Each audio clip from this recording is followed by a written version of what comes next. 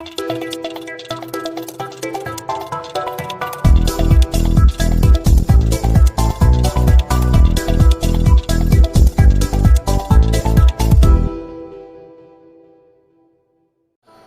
bonjour à tous amis Geeks, on se retrouve pour la seconde vidéo de Donjons & Dragons The Waning Portal. C'est pour 1 à 4 joueurs pour 12 ans et plus.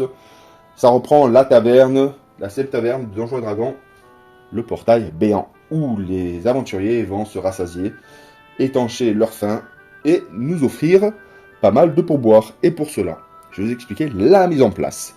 Donc, en fonction du nombre de joueurs, à 2 joueurs, on a les 2 plateaux principaux, plus le plateau central. À 3 joueurs, on rajoute un petit morceau, et à 4 joueurs, les 2.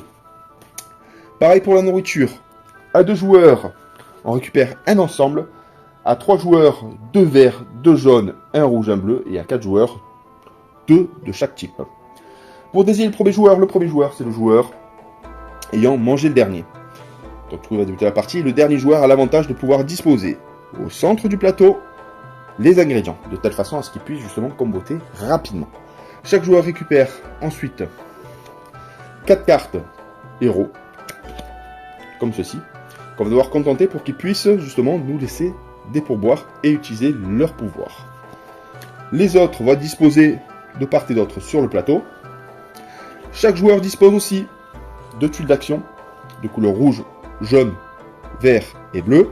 Et on récupère 5 cartes objectifs qu'on positionne sur le côté. Lorsqu'un joueur atteint cet objectif, il va pouvoir récupérer 5 points supplémentaires. Mais c'est pas tout, parce qu'en fin de partie, il y aura des points bonus si un joueur a une majorité en gemmes, de n'importe quelle couleur, la majorité par rapport aux autres joueurs, et 15 points, justement, supplémentaires par lot de gemmes. Ça veut dire lot de gemmes bleu, vert, rouge et jaune. Donc la partie est mise en place pour 2 joueurs, on peut débuter. Donc le joueur, ce qu'il va faire, il va choisir l'une de ses actions et la jouer. Donc il a sa petite collection pour l'instant de clients. Et en fonction, il va pouvoir positionner des cartes. Donc là, il regarde un peu ce qu'il peut faire. Donc il va jouer celui-ci, je pense. Donc pour commencer, il choisit sa tuile action. Donc il va piocher un poisson qui positionne aux alentours de la table. Échanger 2 ingrédients ensemble. Hop.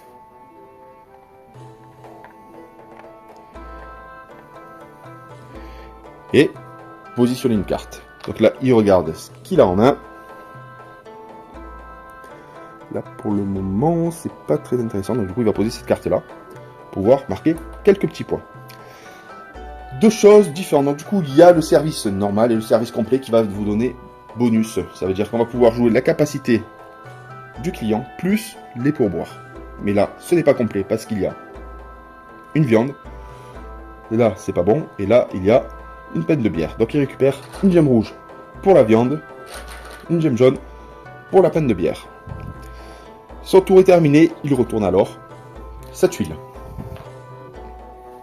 On passe au prochain joueur. Le prochain joueur regarde ses cartes et va essayer de jouer un truc assez intéressant pour qu'il puisse comboter le plus facilement possible. Il va jouer de même cette carte là. Donc il pose un poisson. Il fait un changement justement d'ingrédient. Donc il va changer le bleu avec celui-ci et disposer son client. Hop là. À ce niveau-là. Donc là, il en a 2. Il récupère un bleu pour le poisson, un vert pour le plat de légumes. Il retourne sa carte et ainsi de suite. On poursuit, on combote, on sélectionne justement son action qui va suivre. On va devoir remplir justement tous les ingrédients. Une fois que les ingrédients sont disposés, la partie s'arrête, on comptabilise les points. Et pour comptabiliser les points, c'est très simple. Lorsqu'un client, justement, a sa globalité, hop, par exemple celui-ci, il va récupérer une gemme pour chaque ingrédient, plus le pourboire qui est indiqué ici. Donc ça veut dire qu'il récupère une potion et une gemme bleue supplémentaire. Et on va jouer l'action justement de cette carte. Vous pouvez retirer n'importe quelle carte de héros face cachée. Mais là, pour l'instant, il n'y en a pas. Donc on va dire que cette-ci est finie. On la retourne. Elle sera comptabilisée en fin de partie justement avec les gemmes que vous aurez en face de vous. Cette petite potion est un peu spéciale. Elle permet justement de récupérer les bonus services qui sont indiqués ici. On peut en mettre qu'un par personnage. Donc pour en venir aux actions, c'est très simple. Ici, on met un jambon sur la table, on défausse une carte en jeu, qu'elle soit face visible ou face cachée, et on joue une carte. Celle-ci permet, hop là, de déposer une carte supplémentaire en jeu et défausser un ingrédient. Ici, on pose la pinte et on récupère une potion spéciale. Ici, on dépose un personnage en jeu et on peut faire un échange. Donc cet échange, c'est plutôt sympa. On peut échanger par exemple une gemme de n'importe quelle couleur, par exemple la gemme rouge, contre deux gemmes d'une couleur différente. Ensuite, ici, on dépose un légume et on récupère deux cartes dans n'importe quelle pioche. À ce niveau-là, on récupère un diamant. Le diamant, c'est spécifique. Le diamant permet justement de simuler l'un de tes gemmes en face de toi. Par exemple, là, j'ai du jaune. J'en ai 3. Avec le diamant, ça m'en fait 4. Une fois que le diamant est posé, on ne peut plus l'interchanger. C'est plutôt intéressant. Ensuite, on poursuit avec la dernière carte. On pose un poisson, on échange deux ingrédients sur la table, n'importe où. Et on pose une carte. Et à ce niveau-là, on peut jouer cette fameuse potion. Au final, quand on comptabilise les points, par exemple, hop, la partie a avancé. Donc là, tac. Un peu de vert aussi. Un peu de jaune. Un peu de rouge. Alors, on va dire que les cartes ont été jouées. Certainement pas été terminées. Donc là, on va positionner aussi tous les ingrédients. Hop. Sur la table. Pour montrer une fin de partie. Par exemple, tac, tac, tac. Je positionne. Dès qu'un joueur positionne le dernier, justement, ingrédient, c'est le dernier tour pour tous les autres. On a le choix de combiner. On peut même lever des ingrédients pour essayer de relancer un peu la partie. Et au final, chaque joueur va comptabiliser ses points. Pour commencer, des joueurs, s'ils arrivent à avoir, par exemple, 6 jades, ils peuvent récupérer cette carte objectif. 6 topazes, pareil. 6 rubis. 6 diamants. Hop là. Cette carte en main. Donc ces cartes-là vont être récupérées au fur et à mesure de la partie. Dès qu'un joueur a atteint l'objectif, il va pouvoir récupérer pour comptabiliser des points en fin de partie. Comment se comptabilise les points en fin de partie?